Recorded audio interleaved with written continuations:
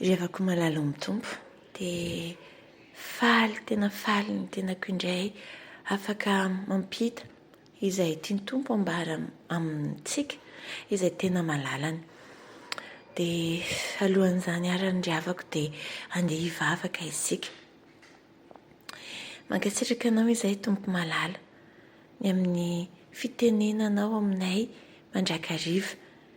Tompo aoka izay rehetra ambara izay rehetra nambara tompo dia tena voatsara na fafy tany amin'ny tany tsara haniry ao anatinay hamovo betsaka eo amin'ny fiainanay. Dia mitenena indray tompo amin'izay tianao ambara amin'ny malalanao hampangino izay rehetra tsy avy aminao. Dia misaotra Jesosy malalo. Amen. Miara-batsika rehetra ny tenako ravako amin'izao ora sy fotoana izao ary manonona ihany koa ny fiadana ny tompo amintsika tsirairay avy. Ny tiany tompo amin'ny tenantsika indray amin'izao androany izao dia ny amin'ny resaka hoe ny zavatra rehetra izay ataontsika, ny zavatra rehetra izay ataontsika dia aoka ho fampandrosoana.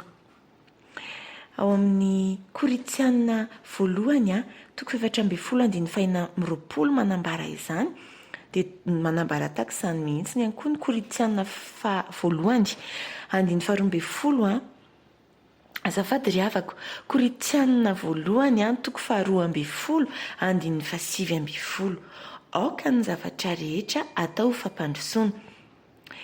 Dia misy mihitsy amin'ilay andinitsoratra masina faharoa tononko teo ry malala, aoka ny zavatra rehetra atao ho fampandrosoana.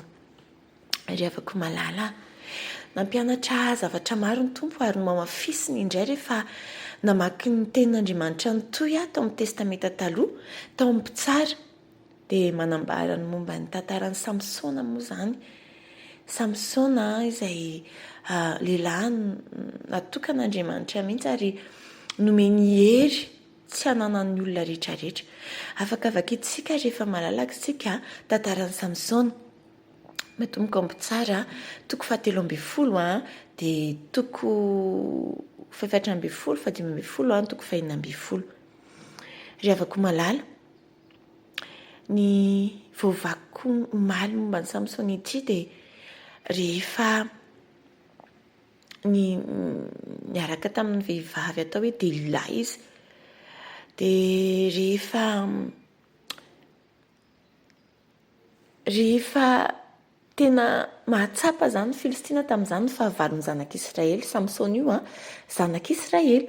Rehefa nahatsapa ny Filistina fa tena tsy resy mihitsy Samsona ity fa tena nampahory azy ireo, dia io vehivavy izay tiany Samsona io nampiasain'izy ireo mba hamitaka ny Samsona.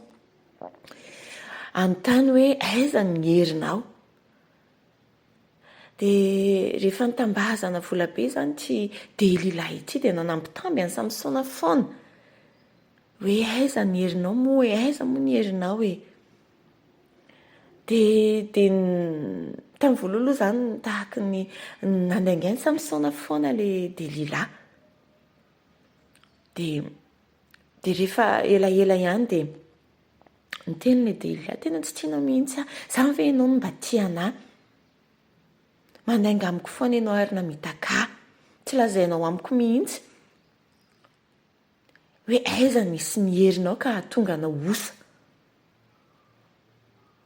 Dia nagaga ry havako fa nambara ny Samsona ihany no ny farany hoe aiza nisy ny heriny. Dia rehefa nandeha teny ny tantara dia efa teo amin'ny volo moa izany nisy ny heriny, dia nambara ny Delila tamin'ny Filistina izany dia nitapahany zareo ny volony ka tena lasa osa izy ary ny hafarany moa dia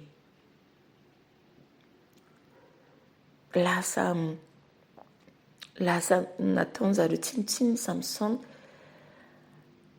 Fa rehefa nibebaka izy rehefa avy eo dia naveren'Andriamanitra ihany ny heriny fa jereo ny tantara jereo fa sady mahafinaritra, zafady no afaka hakana lesona. Fa ny lesona azoko tao anatin'izay ry havako malala rehefa nambara ny tompo ny amin'ny hoe ampianarina indrainy amin'ny resaka hoe ny zavatra rehetra izay atao dia aoka ho fampandrosoana foana. Dia ambarany eo amin'ny Romana 5:12 aoka isika rehetra samy hitady izay ahafaly ny namantsika kanefa tsy mijanona eo andiny soratra masina io ry havako amin'izay hahasoa sy ampandroso azy. Ry havako malala, nataony Samsona teto ve zao? Te hampifaly an'ilay Delila izy. Nahasoany Delila ve nataony teto? Tsy ry havako. Satria lasa namahana ilay fitiavam-bola tao amin'ny Delila, lasa nahatonga azy nitoetra tao anatin'ny fitakaka izay alan'Andriamanitra izany. Ary mbola tsy Delila ihany no atao hoe victime tao anatin'izany fa Samsona mihitsy. Ry havako malala, ampianarin'ny Tompo isika. Tsy izay hafaly ny olona ihany no atao, fa izay ampandroso azy. Jereo angeny nataon'ny Tompo Jesosy ry havako malala e. Matetika isika dia alaim-panahy, matetika isika dia mieritreritra hoe rehefa kristiana anie dia ekena, aleo mba tsy fanditra dia ekena na dia tsy mety aza dia manaiky foana. Tsy ry havako, tena hevi-diso ny devoly sy ny satana izany. Mila mijoro sika mba hampandroso ny hafa ihany koa ny fijoroantsika. Jereo nataon'ny Tompo Jesosy araka ilay teniko amin'ireo fariseo sy mpanorandalàna.